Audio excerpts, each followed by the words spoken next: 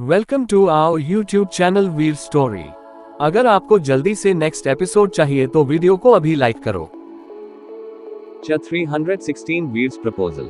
आयशा ने व्योम की तरफ देखा। उसे समझ नहीं आ रहा था वह अचानक से उसके इतने करीब क्यों आ रहा है। व्योम ने आयशा के चेहरे के एकदम करीब आकर अपनी जीभ से आयशा की होठों के पास लगी। मैगी के सूप को लीक करने लगा। व्योम की इस हरकत पर आयशा की तो सांसें ही थम गई थी। यह क्या कर रही हो? आयशा ने शर्माते हुए कहा। आयशा की बात सुनकर व्योम ने आयशा के गालों को प्यार से सहलाते हुए कहा, अपनी बीवी के साथ रोमांस क्यों नहीं कर सकता क्या? व्योम की बात सुनकर आयशा ने अपनी नजरें झुका ली। उसके पास व्योम की बात का कोई जवाब नहीं था। आयशा की हालत देखकर व्योम ने उसे और परेशान नहीं किया और कहा, तुम तैयार हो जाओ, हम बजाज मेंशन जा रहे हैं। व्योम की बात सुनकर आयशा ने उसकी तरफ देखते हुए पूछा, लेकिन हम तो यहाँ कुछ दिन रहने वाले थे ना? हाँ, लेकिन दादाजी की तबीयत अचानक से खराब हो गई है, इसीलिए हमें अभी वहाँ जाना होगा, व्योम ने कहा। व्योम की बात सुनकर आयशा ने अपनी गर्दन हाँ में हिला दी। युवान अपने दोस्त चिराग के घर बैठा लगातार ड्रिंक किए जा रहा था। चिराग, जो कब से उसे देख रहा था, जब सहन नहीं हुआ तो उसने युवान से पूछ लिया, हुआ क्या है? कुछ भी तो नहीं हुआ, युवान ने चिराग से अपनी नजरें फेरते हुए कहा और फिर से अपने हाथ में मौजूद ग्लास से ड्रिंक करने लगा। चिराग अपनी कुर्सी से खड़ा हुआ और जाकर युवान के हाथ से वह गिलास लेकर साइड में जोर से पटकते हुए कहा, स्टॉप इट युवान, तुम कर क्या रहे हो? प्रॉब्लम क्या है? एक तो तुम पहले ही इन 5 सालों में इतना ज्यादा बदल चुके हो और अचानक से इतने अजीब तरीके से बिहेव कर रहे हो। चिराग की बात सुनकर युवान ने गुस्से में वही टेबल पर पड़े ग्लास को जमीन पर फेंकते हुए कहा, वह वापस आ गई है, वह वापस आ गई है। कौन वापस आ गई है? चिराग ने हैरानी से युवान से पूछा। सिमवी, युवान ने अपने दांत भींचते हुए कहा। युवान की बात सुनकर चिराग भी हैरान रह गया और वह कुछ सोचने लगा। मैं उससे सिर्फ नफरत करता हूँ। उसने मेरा मजाक बना दिया, उसने मेरे प्यार का मजाक बना दिया। मेरे साथ ऐसा कैसे कर सकती है? युवान ने नफरत से कहा। युवान की बात सुनकर चिराग, जो उसकी सारी बातें सुन रहा था, वह एकदम शांत हो गया। सम्मी तुम्हारी नफरत के लायक नहीं है, चिराग ने कहा। चिराग की बात सुनते ही युवान ने गुस्से में चिराग की तरफ देखते हुए कहा, ये तुम क्या बोल रहे हो? चिराग ने गहरी सांस ली और फिर कहा, मैं बिल्कुल सच कह रहा हूँ। सम्मी तुम्हारी नफरत की लायक बिल्कुल भी नहीं है। उसने कभी तुम्हारे प्यार का मजाक नहीं उड़ाया। तुम कहना क्या चाहते हो? युवान ने हैरानी से कहा। चिराग ने एक गहरी सांस ली और फिर कहना शुरू किया, मुझे पता है तुम्हें सम्मी से प्यार हो गया था और तुमने उसे प्रपोज भी किया था, लेकिन तुमसे गलती हो गई। तुमने सामने जाकर सम्मी को प्रपोज नहीं किया, बल्कि तुमने एक लेटर और फूलों का बुके मुझे दिया था ताकि वो मैं सम्मी को दे सकूं। तुम्हें डर था कि कहीं सम्मी तुमसे गुस्सा न हो जाए, लेकिन सच तो ये था कि सम्मी तक कभी तुम्हारा लेटर पहुंचा ही नहीं था। तुम्हारे कहने का मतलब क्या है? अगर सम्मी तक मेरा लेटर नहीं पहुंचा तो उसने मुझे थप्पड़ क्यों मारा, वह भी सबके सामने? युवान ने हैरानी में कहा। उसकी बात सुनकर चिराग ने गहरी सांस लेते हुए कहा, क्योंकि उस रात पार्टी में सम्मी के साथ किसी ने जबरदस्ती करने की कोशिश की थी। तुम्हें आते देख शायद वह आदमी भाग गया था। अंधेरे के कारण सम्मी उस आदमी का चेहरा नहीं देख पाई थी, लेकिन जब लाइट आए तब उसके सामने तुम खड़े थे और सम्मी को गलतफहमी हो गई, इसीलिए सम्मी ने तुम्हें थप्पड़ मारा था। चिराग की बात सुनकर युवान पूरी तरह से हैरान रह गया। अब जाकर उसे समझ आया कि आखिर उस रात क्या हुआ था। वह सम्मी से बात करने के लिए अगले दिन उसके घर भी गया था, लेकिन तब तक सम्मी इंडिया छोड़कर जा चुकी थी। वह आदमी कहाँ है? युवान ने गुस्से में कहा। युवान की बात सुनकर चिराग ने गहरी सांस लेते हुए कहा, वीर रानावत ने पहले ही उस आदमी की जान ले ली है। चिराग की बात सुनकर युवान चुप हो गया। चिराग ने युवान के पास जाकर उसके कंधे पर हाथ रखकर कहा, सम्मी ने कभी तुम्हारी या तुम्हारे प्यार की इंसल्ट नहीं की, तो तुम भी उससे नफरत करना बंद करो। सम्मी की उन सब में कोई गलती नहीं थी। वह तो अभी तक इस गिल्ट में है कि उसने तुम पर विश्वास नहीं किया। आज भी वह मुझसे तुम्हारे बारे में सवाल करती है। युवान ने हैरानी में उसकी तरफ देखा। अब युवान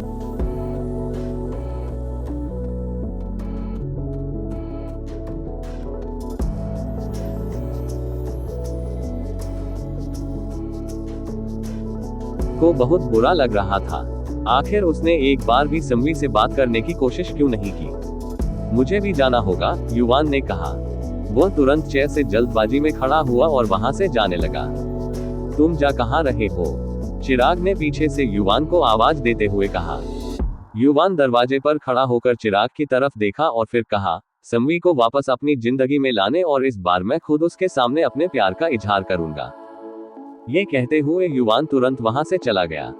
चिराग के होठों पर बड़ी सी मुस्कुराहट आ गई। उसने चिल्लाते हुए युवान को ऑल द बेस्ट कहा। वीर का घर। वीर त्राही के पास ही बैठा था। तभी त्राही ने अपनी आंखें खोली और वीर की तरफ देखा। वीर को देखते ही त्राही के होठों पर छोटी सी मुस्कान आ गई।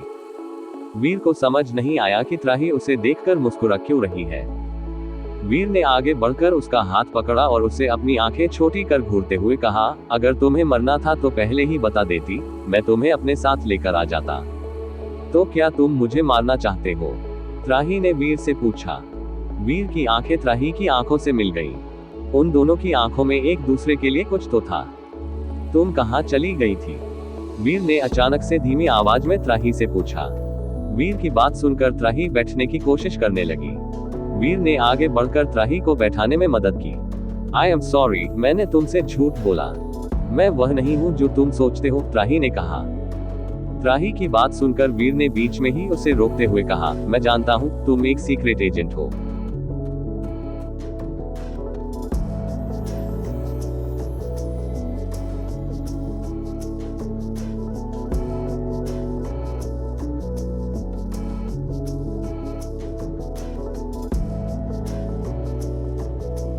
वीर की बात सुनकर त्राही ने हैरानी में उसकी तरफ देखा। त्राही के चेहरे के एक्सप्रेशंस देख वीर ने डेविल मुस्कान के साथ त्राही के करीब जाकर कहा, वीर रानावत अगर इतना बेवकूफ होता तो आज यहाँ नहीं होता। त्राही ने शर्मिंदगी से अपनी नजरें झुका ली। मैंने वो नाटक सिर्फ कुछ पता करने के लिए किया था, त्राही ने कहा। वीर ने उसकी ठुड्डी को पकड़ा और त्राही का चेहरा ऊपर कर कहा, मुझे तुम्हारी ये आंखें बहुत पसंद है। वीर की बात सुनकर त्राही ने कंफ्यूजन में उसकी तरफ देखा तो वीर ने मुस्कुराते हुए कहा, मेरे सामने या किसी के सामने भी वीर रानावत की होने वाली बीवी को अपनी नजरें झुकाने की जरूरत नहीं है। क्या तुम मुझे प्रपोज कर रहे हो? त्राही ने वीर से पूछा। वीर ने त्राही के कान के पास जाकर धीरे से कहा, मैं तुम्हें बता रहा हूँ। क्या मेरी हाँ या ना मायने नहीं रखती? त्राही ने वीर को खुद से दूर धक्का देते हुए कहा। वीर ने त्राही के हाथ पकड़कर उन पर किस करते हुए कहा, मुझे पता है तुम्हारी हाँ ही है। बिल्कुल भी नहीं, मुझे तुम पसंद नहीं हो, त्राही ने अपना चेहरा दूसरी तरफ फेरते हुए कहा। अच्छा, फिर मेरे लिए अपनी जॉब क्यों छोड़ दी? वीर ने गंभीर आवाज में पूछा। वीर और त्राही एक दूसरे के बहुत करीब थे। त्राही को समझ नहीं आ रहा था वह वीर की बात का क्या जवाब दे। उसने तो सोचा भी नहीं था कि वीर उससे कुछ ऐसा कहेगा। त्राही को जब उसके हेड ने वीर की इन्वेस्टिगेशन करने के लिए कहा था, तब से वह बेचैन थी। कुछ ही दिनों में उसके और वीर के बीच कुछ तो कनेक्शन बन गया था। त्राही ने इस बारे में बहुत सोचा और आखिर में उसने आज अपनी जॉब ही छोड़ दी। त्राही खुद नहीं जानती थी उसने ऐसा क्यों किया। तुम्हें ये कैसे पता? त्राही ने पूछा। पहले कुछ भी नहीं पता था, लेकिन आज तुम्हारे पास में मिली इस लेटर से सब पता चल गया, वीर ने कहा और टेबल पर रखे लेटर की तरफ इशारा किया। वीर जब त्राही को घर लेकर आया, तब उसे त्राही के पास में से एक लेटर मिला जो त्राही का रेजिग्नेशन लेटर था। युवान ने अपनी कार वीर के मेंशन के सामने रोकी।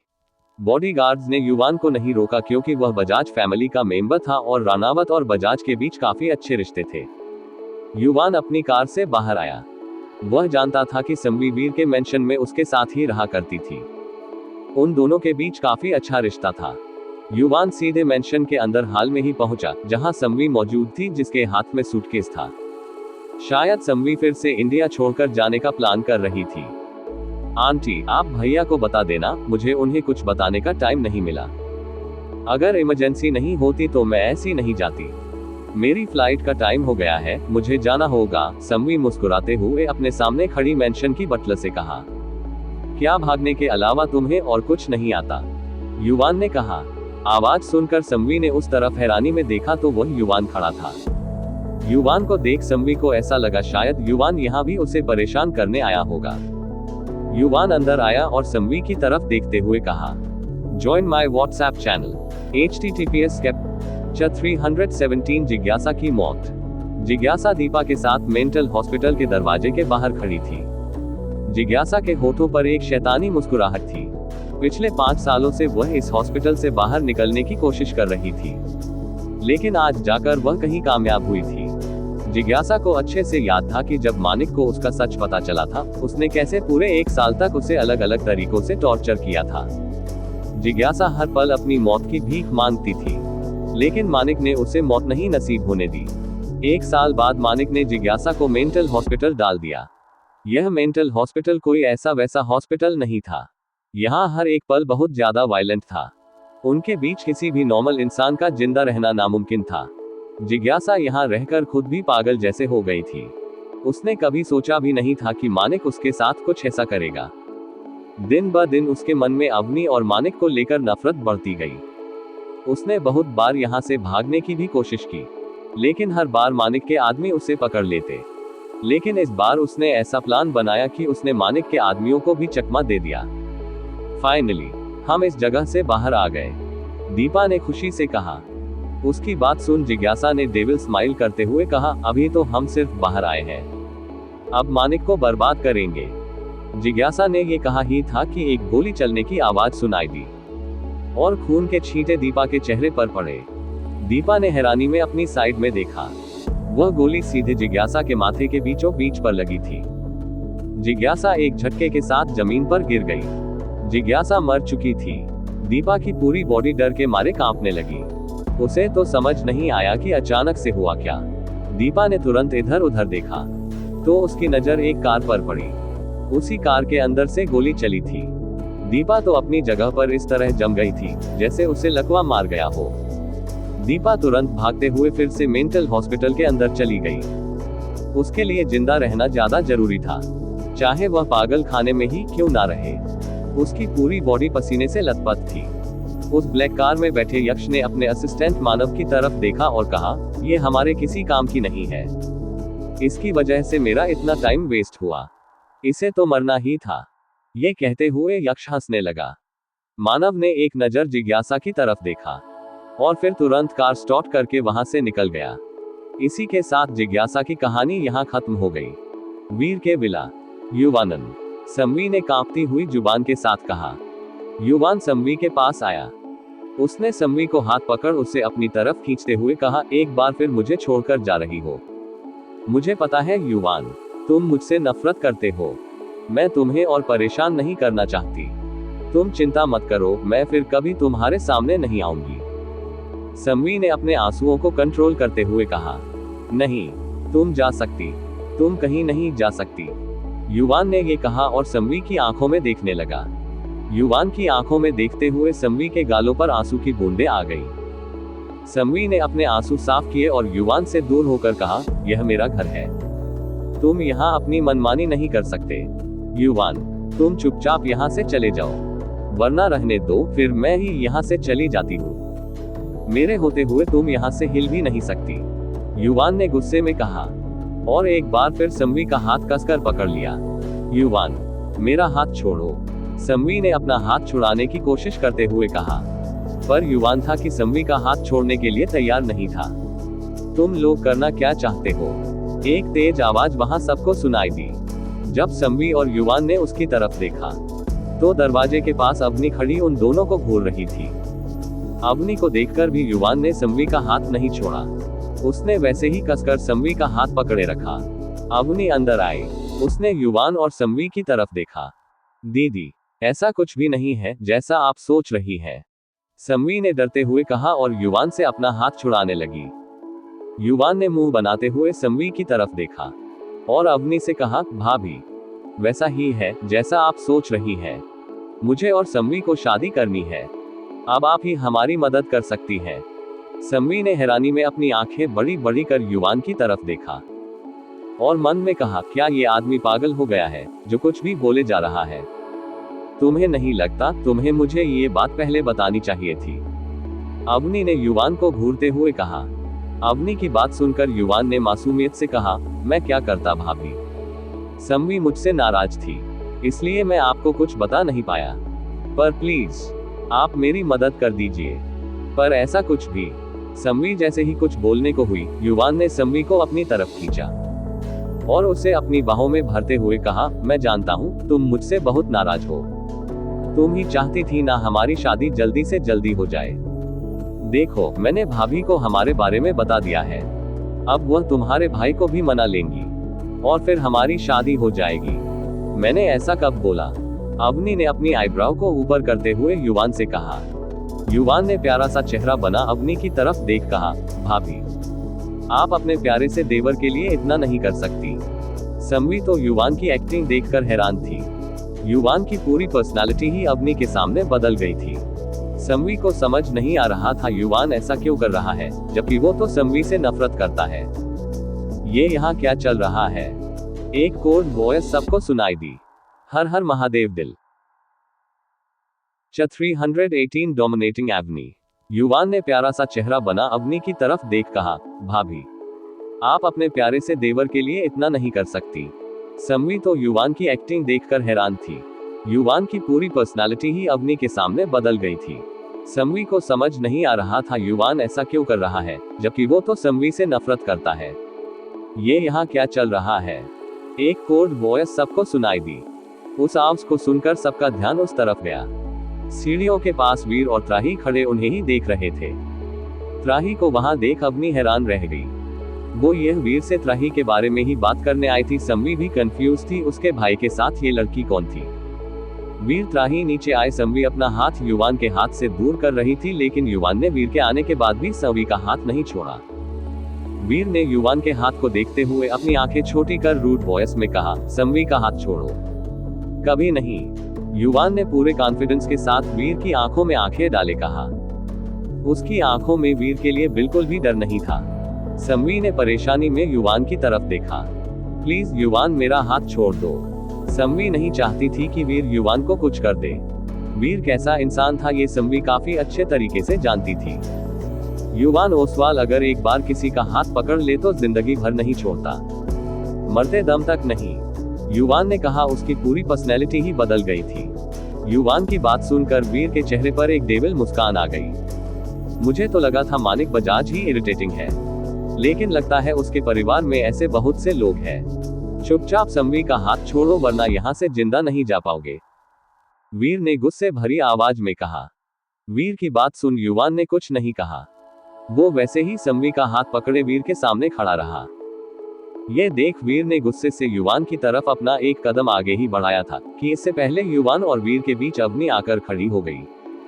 अवनी ने वीर को घूरते हुए कहा, मैं भी देखती हूँ तुम मेरे देवर को हाथ भी कैसे लगाते हो। अवनी को देख वीर के कदम पीछे हो गए। वो कुछ बोलता इससे पहले ही अवनी ने उसकी तरफ अपने कदम बढ़ाते हुए कहा, और तुम्हारी हिम्मत भी कैसे हुए मेरे पति को इरिटेटिंग बोलने की। वीर बेचारा अपने कदम पीछे लिए जा रहा था। वो कुछ बोलना चाहता था, लेकिन अवनी के गुस्से को देख वो कुछ बोल ही नहीं पा रहा था।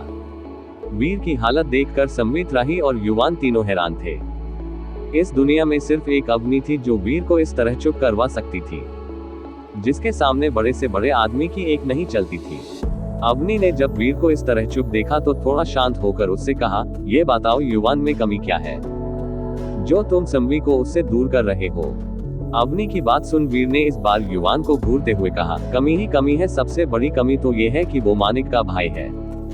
मैं मानिक की बीवी हूँ तो तुम्हें पहचानने से मना कर दूं। अवनी ने अपने हाथ फोल्ड कर कहा, तुम्हारी बात अलग है। वीर ने कहा, युवान की भी बात अलग है। इसके अलावा कोई रीजन है तुम्हारे पास? अवनी ने कहा। वीर ने सोचते हुए कहा, हाँ है ना, इसमें बहुत एटीट्यूड होगा। संगत का असर तो आता ही है। ऐसे लड़के के साथ में संवी को कैसे रहने दे सकता हूँ। हाँ, बात तो तुम सही कह रहे हो। एक रूड, एरोगेंट लड़के के साथ किसी लड़की को नहीं रहना चाहिए, अवनी ने कहा। वीर को लगा उसकी बात सुनकर अवनी मान गई है। उसके चेहरे पर मुस्कान आ गई। उसने युवान की तरफ ऐसे देखा जैसे बोल रहा हो वो जीत गया है। युवान भी हैरान था, उसकी भाभी अचानक से वीर की बात कैसे मान सकती थी। युवान कुछ बोलता उससे पहले ही अवनी ने वीर की तरफ कदम बढ़ा दिए। फिर वीर के साइड से होते हुए वीर के पीछे खड़ी त्राही के पास गई और उसका हाथ पकड़ कहा, चले। त्राही ने कंफ्यूजन में अवनी की तरफ देखा।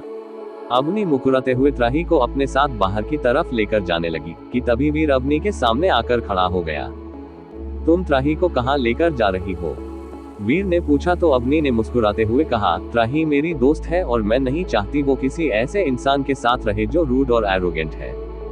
अवनी की बात सुनकर सब समझ गए अवनी क्या कहना चाहती है। वीर ने अवनी को देखते हुए कहा, यहाँ मेरी नहीं युवान संवी की बात।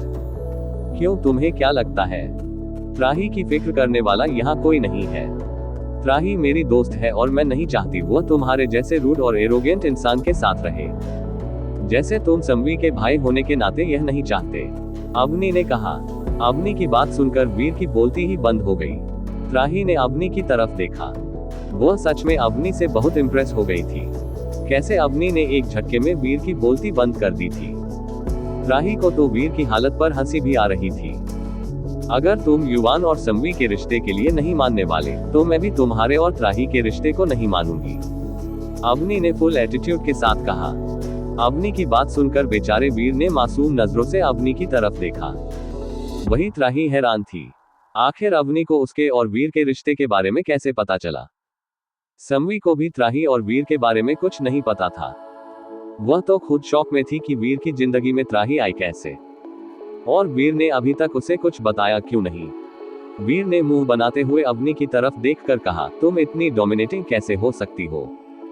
पता नहीं मानिक तुम्हें कैसे झेलता है। Thank you for your concern, Avni ने अजीब सी मुस्कान वीर को देते हुए कहा। फिर युवान और संवी की तरफ देख कहा, कंग्रेचुलेशन वीर तुम्हारे रिश्ते को लेकर मान गया है। थैंक यू सो मच भाभी, युवान ने मुस्कुराते हुए अवनी से कहा। अवनी ने आज उसकी बहुत मदद की थी। अगर किसी को थैंक यू बोलना है तो वो त्राही को बोलो। त्राही भाभी ने ही तो तुम लोगों को एक किया है, अवनी ने कहा और त्राही की तरफ इशारा किया। अपने नाम के आगे भाभी सुनकर त्राही हैरान रह गई। उसके गाल शर्म से लाल होने लगे। वही त्राही के चेहरे के रिएक्शन को देखकर वीर को भी बहुत खुशी हो रही थी। उसने पहली बार त्राही को इस तरह देखा था। हर हर महादेव दिल।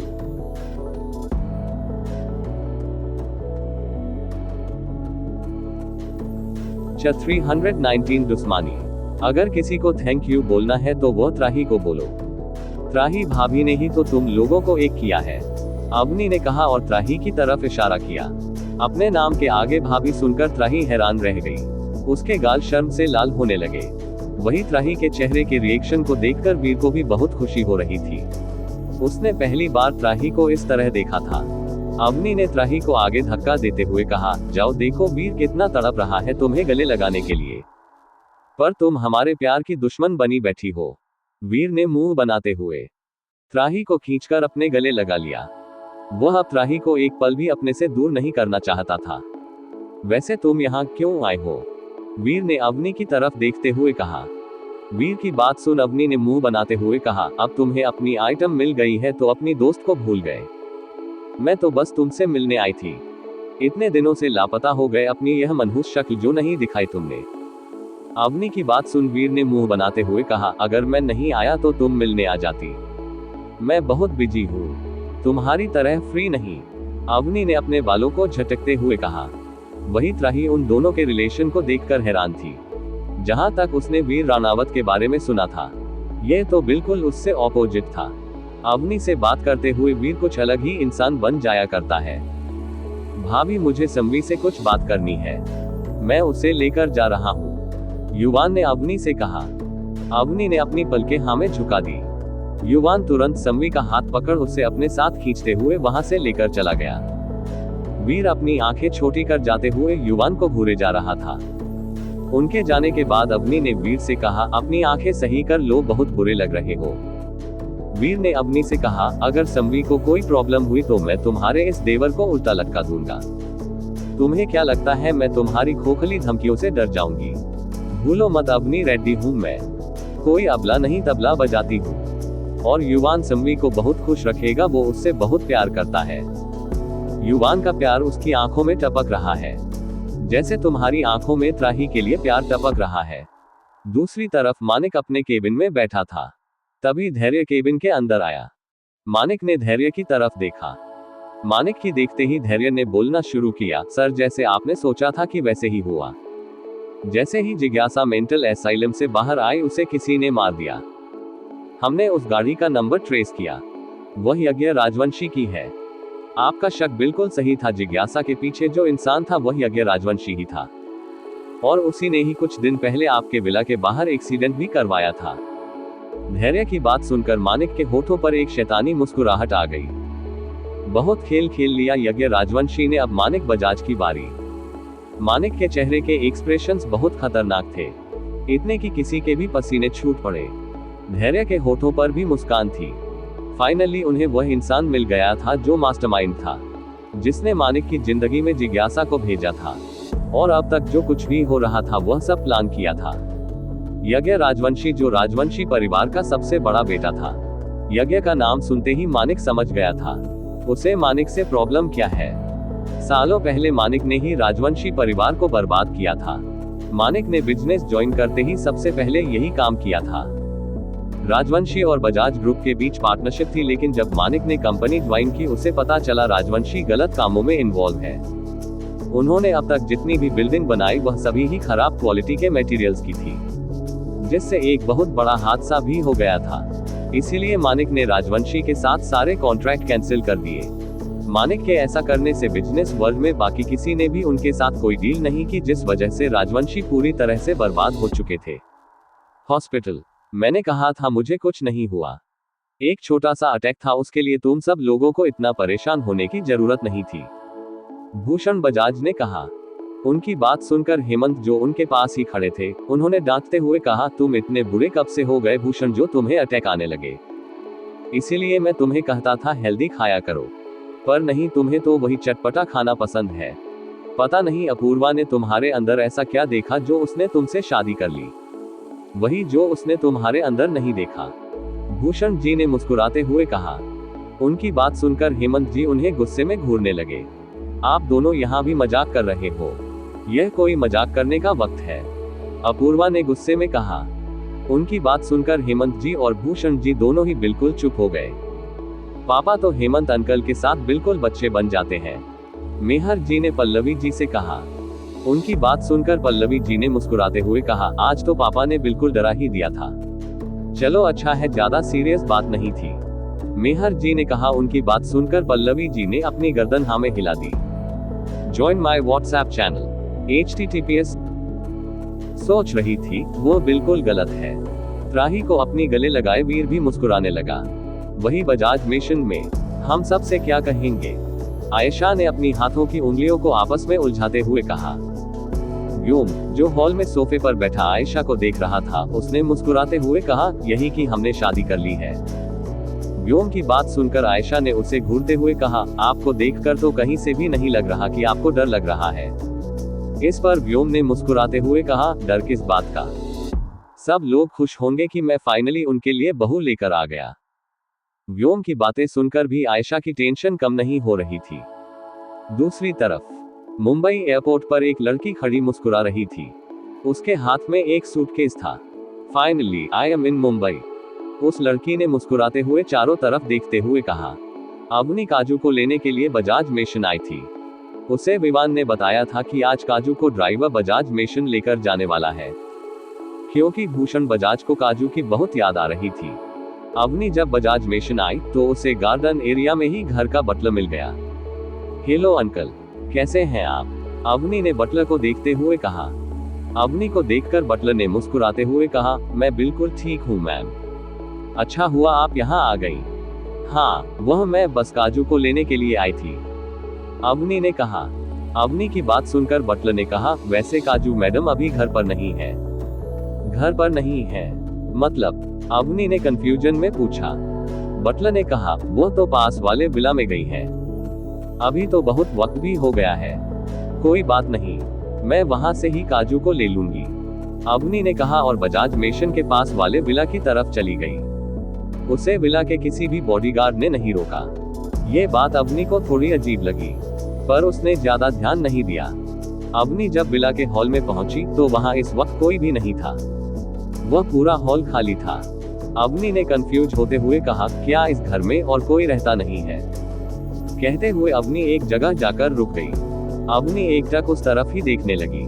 उसके पैर मानो जम गए हैं। अवनी के कदम उस तरफ बढ़ गए। अवनी एक बड़ी सी फोटो फ्रेम के पास खड़ी थी। अवनी ध्यान से उस फोटो को देख रही थी। उस फोटो में हेमंत रेड्डी के साथ साथ और भी बहुत लोग थे। वह शायद उनकी फैमिली फोटो थी। अवनी के हाथ उस फोटो की तरफ बढ़ गए। उसने एक औरत के चेहरे पर अपना हाथ रखा और उसकी आंखों से आंसू बहने लगे।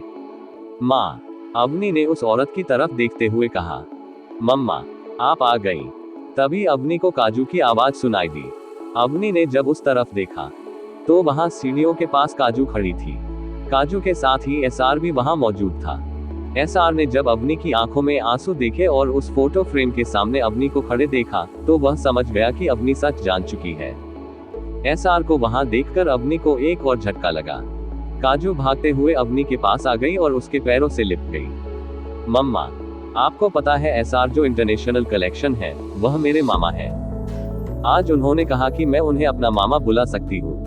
काजू ने बड़े ही प्यार से अवनी की तरफ देखते हुए कहा। काजू को देख अवनी ने उसे अपनी गोद में लिया। उसकी आंखों के आंसू रुकने का नाम नहीं ले रहे थे। मम्मा, आप रो क्यों रही हैं? काजू ने मासूमियत और उदासी से अवनी के चेहरे की तरफ देखते हुए कहा। कुछ नहीं बेटा, मम्मा की आंखों में कुछ चला गया था। अवनी ने काजू की तरफ देखा, फिर एक नजर एसआर को देखकर वहां से जाने लगी। एसआर ने अवनी को रोकते हुए कहा, अवनी, एक बार मुझे बात करने का मौका तो दो। पर अवनी ने उसकी बात नहीं सुनी और वह सीधे वहां से निकल गई। अवनी के सामने ऐसे सच नहीं आना चाहिए था। एसआर ने खुद से कहा, आई एम सॉरी ना बाबा, पहले ही तुमसे 101 बार माफी मांग चुका हूँ, तो गुस्सा छोड़ दो। युवान ने समवी के सामने माफी मांगते हुए कहा। समवी, जो अपनी नम आंखों से युवान को देख रही थी, उसने अपनी नाक फुलाते हुए कहा, बिल्कुल भी नहीं। कितने अकड़ू थे तुमने एक बार भी मेरी बात नहीं सुनी। हर वक्त बस मुझे परेशान करते रहे। अरे प्लीज ना, रोना बंद करो, वरना अगर तुम्हारे उस अकड़ू भाई ने देख लिया तो मेरी जान ले लेगा। युवान ने समवी के पास आकर उसके आंसू पोंछते हुए कहा, तुम इसी लायक हो, तुम्हें बहुत मारना चाहिए। समवी ने युवान को घूरते हुए कहा। समवी की बात सुन युवान ने उसकी नाक भींचते हुए कहा, अगर मैं मर जाऊंगा तो शादी किससे करोगी मैडम? तुमसे शादी करना ही कौन चाहता है? समवी ने कहा और चेयर से खड़ी हो गई। युवान ने समवी को तुरंत अपनी तरफ खींचकर अपनी बाहों में भरते हुए कहा, तो क्या तुम मुझसे शादी नहीं करना चाहती? बिल्कुल भी नहीं, समवी ने दूसरी तरफ अपना चेहरा करते हुए कहा। समवी का जवाब सुनते ही युवान के दिमाग में कुछ आया। उसने समवी को छोड़ते हुए कहा, ठीक है, फिर मैं मोनालिसा से शादी कर लूंगा। वैसे भी वह बहुत हॉट है। वही दूसरी तरफ मानिक इस इम्पोर्टेंट मीटिंग के लिए जा रहा था। वह इस वक्त अपनी कार में था। तभी उसके पास धैर्य का फोन आया। मानिक ने कॉल पिक किया। सामने कुछ ऐसा कहा जिसे सुनकर मानिक के चेहरे के एक्सप्रेशंस पूरी तरह बदल गए। मुझे पूरी डिटेल चाहिए, मानिक ने कहा और कॉल कट कर दिया। बजाज मिशन चलो, मानिक ने ड्राइवर से कहा। मानिक की बात सुनकर ड्राइवर बिना कुछ कहे सीधे कार को बजाज मिशन की तरफ लेकर चला गया। हर हर महादेव दिल।